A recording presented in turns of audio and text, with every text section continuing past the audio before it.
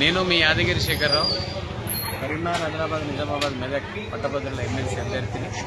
ముఖ్యంగా ఈరోజు పట్టభద్రుల ఎమ్మెల్సీ ఏదైతే ఉందో ఇలా పార్టీలకు నాకు మధ్య పోటీ జరుగుతున్న సందర్భంలో ఈరోజు ప్రెస్ మీట్ ఏదైతే మా ఎమ్మెల్సీ కార్యాలయంలో పెట్టడం జరిగింది.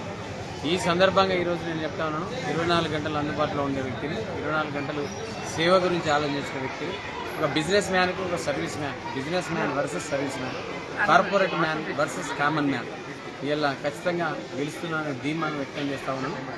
ముఖ్యంగా ఇలా ప్రభుత్వాలు అనేక రకాల హామీలు ఇచ్చినాయి.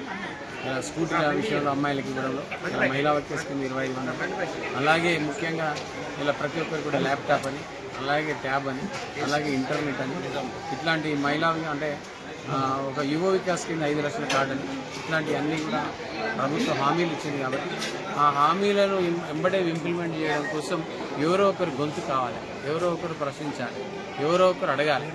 అడిగే విధానంలో శేఖర్రావు అంటే ముందుంటాడని మీకు తెలియజేస్తూ, ఖచ్చితంగా ఈ నెల 27వ తేదీ ఎన్నికలు ఏదైతున్నాయో నాది 47 serial number, Yadagiri Sekhar Rao 47 serial number, AK47 గుర్తుంచుకోండి. 1947 మనకు స్వాతంత్రం వచ్చింది, దాన్ని గుర్తుంచుకోండి.